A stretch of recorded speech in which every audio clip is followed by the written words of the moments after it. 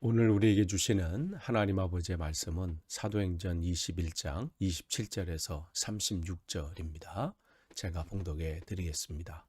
그 이래가 거의 참에 아시아로부터 온 유대인들이 성전에서 바울을 보고 모든 무리를 충동하여 그를 붙들고 외치되 이스라엘 사람들아 도우라. 이 사람은 각처에서 우리 백성과 율법과 이곳을 비방하여 모든 사람을 가르치는 그 자인데 또 헬라인을 데리고 성전에 들어가서 이 거룩한 곳을 더럽혔다니.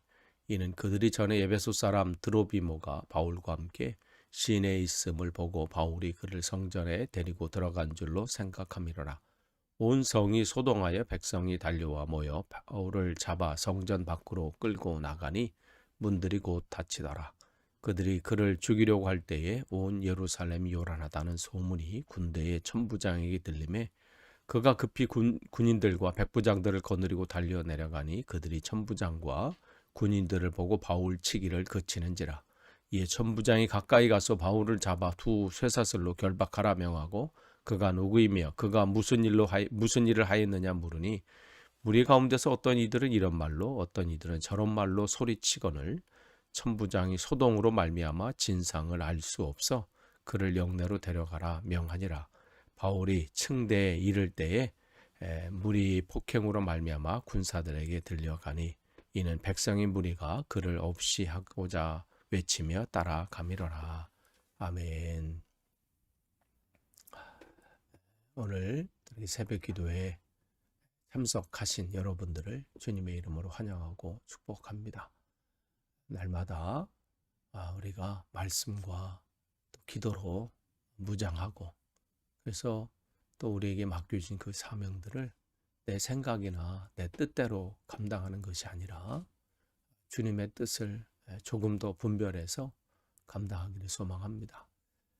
우리가 계속해서 우리가 사도행전 말씀 나누고 있습니다. 오늘은 21장 27절에서 36절인데 지금 이 상황은 바울이 3차 전도 여행을 마치고 예루살렘으로 지금 올라온 상황이지요. 올라오는 길에 이미 성령께서 네가 예루살렘에 올라가면 매임과 환난을 당한다.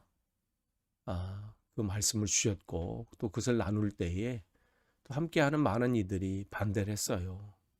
이런 일들이 일어날 것에 대한 두려움들 또 걱정들이 있었던 것이죠. 그러나 바울은 주님의 모든 것을 주님께 맡기고 또 그 가운데 이루실 하나님의 놀라운 계획들이 자기를 통해서 이루어지기를 소망했던 것이죠.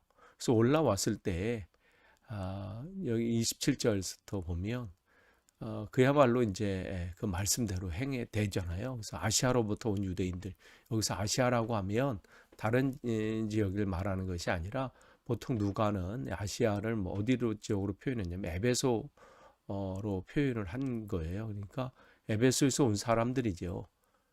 이 소아시아에서 가장 중심되는 도시이고, 그래서 이제 에베소에서도 이 바울이 여기 오기 전에 이미 3차 전도 여행 때 바울을 잡아서 해치려고 하는 그러한 모의들이 있었잖아요.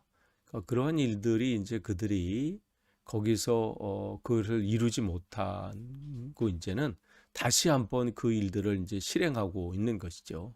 그래서 예루살렘까지 올라와서 지금 예루살렘 성전에서 다시 그 기회를 잡는 겁니다. 그러니까 끊임없이 이 바울이 이 사명을 감당하고 그 길을 걸어가는데 사단은 공격을 합니다. 그래서 28절 보면 이제 그들이 이제 바울을 고발하고 또 사람들을 선동하는 그런 내용들이 나오죠. 두 가지를 가지고 선동을 해요. 그들이 이제 이 모세 율법에 반대되는 그것과는 이제 배치되는 잘못된 가르침을 이제 그들을 가르치고 그것을 이제 전한다는 얘기죠. 또한 두 번째는 뭐예요? 또 성전을 더럽히고 있다는 것이죠. 그러니까 이방인들을 성전을 들어오게 만들면서 지금 성전을 더럽히고 있다. 그러니까 지금 이제 그거 가지고 지금 바울을 고발하면서 사람들을 지금 선동하고 있어요. 당시 이 성전은 물론 이방인들도 들어갈 수 있는 그 허락된 자리는 있죠. 우리가 잘 아는 것처럼 이방인의 뜰이 있잖아요. 처음에 딱 들어가면 제 사람들이 많이 이렇게 거하는 이제 곳이 이제 그쪽이 처음 들어가는 곳이 이방인의 뜰인데 거기까지는 이제 허락이 됐어요. 그러나 그 이방인의 뜰에서 성전 안뜰로 들어가는 길에는 이방인들의 출입이 금했죠. 그래서 그 문 앞에는 돌 기둥 같은 거를 이제 그 문으로 이렇게 세워서 그 담 같은 거를 이렇게 세워서 그 앞에 이제 이곳을 이방인들이 무의식 중에 또 잘못해서 들어가는 것을 방지하기 위해서 그 앞에 경고문을 이제 붙여놨잖아요. 거기에는 이제 이 출입을 하는 이곳으로 들어가는 사람은 사형을 면치 못한다. 여기서 만약에 당신이 들어가서 죽게 되면 그것은 당신 잘못이다. 뭐 이런 내용이에요. 여기에는 로마인도 예외는 없습니다. 그 정도로 그들은 엄격하게 이것을 지키고 있었어요.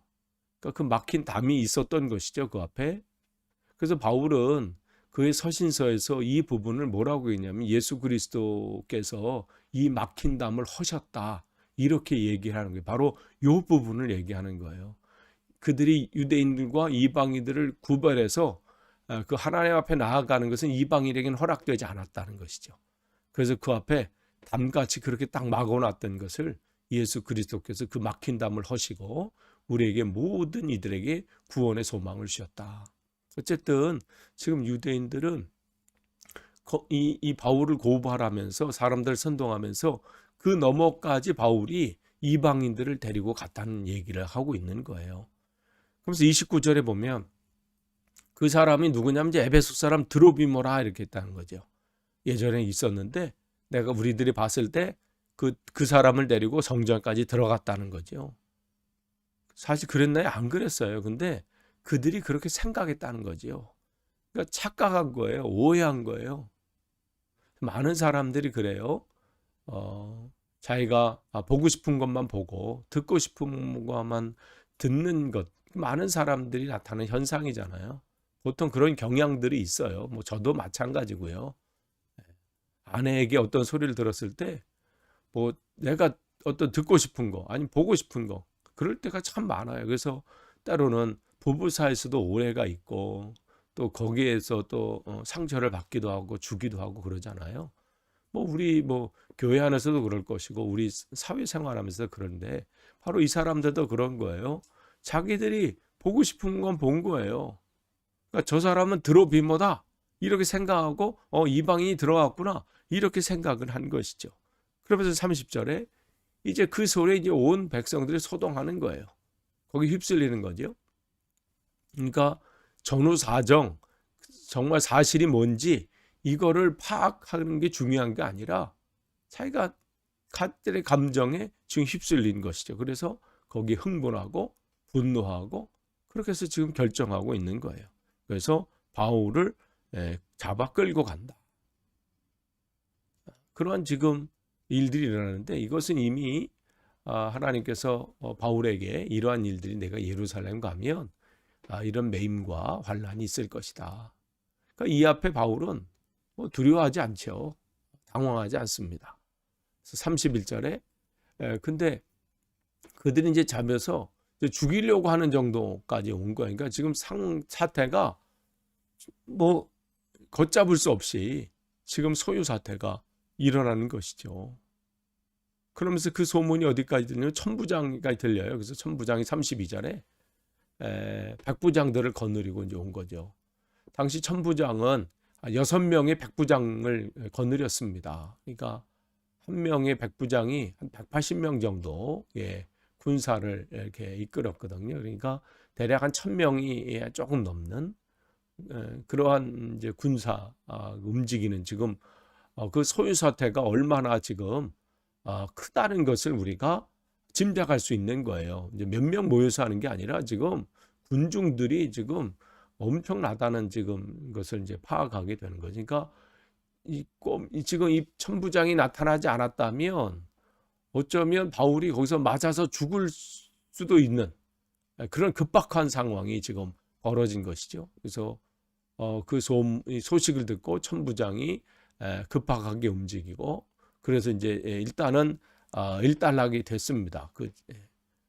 그러니까 만약 이제 이 천부장이 이런 개입이 없었다면 이제 여기서 바울이 여기서 끝날 수도 있는데, 근데 끝날 수는 여기서 끝나게 하신 하나님은 아니시죠. 왜냐하면 하나님이 바울을 통해서 계획을 갖고 계시기 때문에.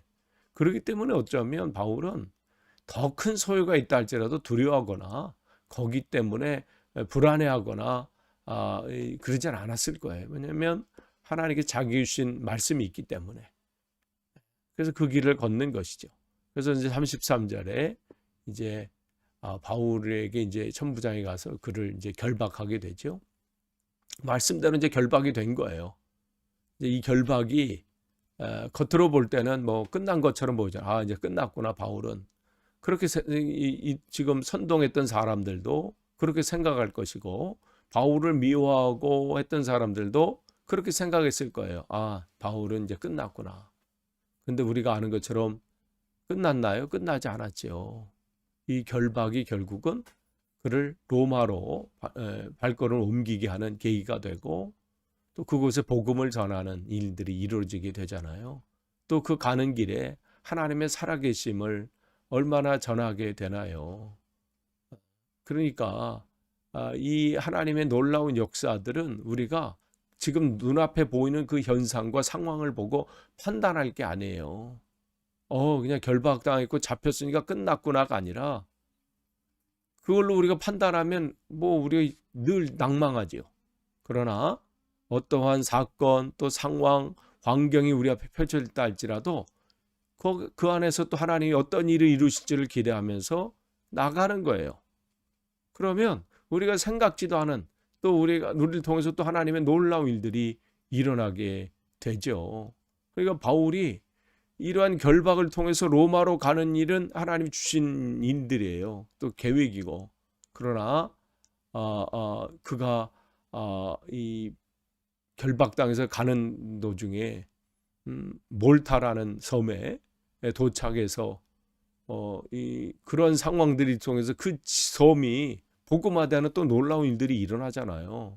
그러니까 그는 바울이 생각지도 않았던 일이에요.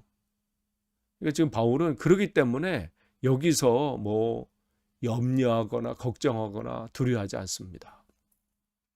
이미 각오한 일이잖아요. 중요한 건 자기에게 지금 어떠한 일들이 일어나느냐가 아니에요. 하나님께서 지금 나를 통해서 그 일들을 이루고 계신 것을 확인하는 것이 굉장히 중요합니다. 날마다 점검하고 확인하고, 내가 그 앞에 바로 서 있는가. 바로 서 있다면 어떠한 어려움과 역경과 환란이 있다 할지라도 두려워할 건 없고, 뭐 그것 때문에 불안해하거나 염려할 것도 없어요. 하나님이 그를 통해서 일을 이루시는 것을 보기 때문에 그렇죠. 그래서 33절부터 뭐 34절에 사람들이 뭐 여러 가지로 뭐 고발하잖아요. 그리고 35절에 이제 이 무리의 폭행으로 말미암아 군사들에게 이제 들려가 이제 분리를 시켜버리는 거예요. 그래서 무리가 이제 바울을 이제 없애고자 하죠. 그러나 그렇게 되도록 하나님 만드시지 않죠. 하나님이 그를 통해서 하실 일이 있기 때문에 그렇습니다. 여러분, 바울은 지금 그야말로 예수 그리스도 때문에 고난과 역경 속에 있습니다. 그러나 그는 그 가운데 원망하거나 불평하거나 또 두려워하거나 염려하지 않죠. 왜냐하면 그것을 기뻐하는 거예요. 왜냐하면 그 사명을 감당할 땐 그 고난과 역경이 있다고 이미 말씀을 해주셨기 때문에 그래요. 우리가 사명의 길을 갖고 또 이 직분을 감당하고 또 복음을 증거하면서 예수 그리스도를 전하는 이 길이 그냥 평탄한 길이면 얼마나 좋겠어요. 그냥 전할 때마다 사람들이 다 아멘 할렐루야 하면서 다 복종하고 돌아오면 얼마나 좋겠어요. 무시가 있고 거부가 있고 때로는 공격이 있고, 그럴 때마다 우리가 받는 어려움도 있고 뭐 있잖아요. 그러나 여러분, 오늘 사도 바울이 간 것처럼 우리가 어떠한 상황 가운데 흔들리지 않고 여러분이 오늘도 주님만 바라보면서 혹 환난과 역경이 여러분에 있다 할지라도 그것을 기뻐하면서 주님께서 나와 함께 하신다는 것을 놓치지 않으면서 가는, 그래서 끝까지 주님 앞에 가는 그날까지 승리하시는 저와 여러분이 되기를 간절히 축원합니다. 기도하겠습니다. 하나님 감사합니다. 오늘 또 말씀으로 하루를 열게 하시니 감사합니다. 환난과 역경이 있지만 주님의 사명을 감당하는 데 있어서 조금도 흔들림이 없었던 바울처럼 우리도 주신 사명 감당하는데 우리가 흔들리지 않길 원합니다. 상황과 환경 때문에 마음을 빼앗기지 않도록 우리를 붙잡아 주옵소서. 예수님의 이름으로 기도하옵나이다.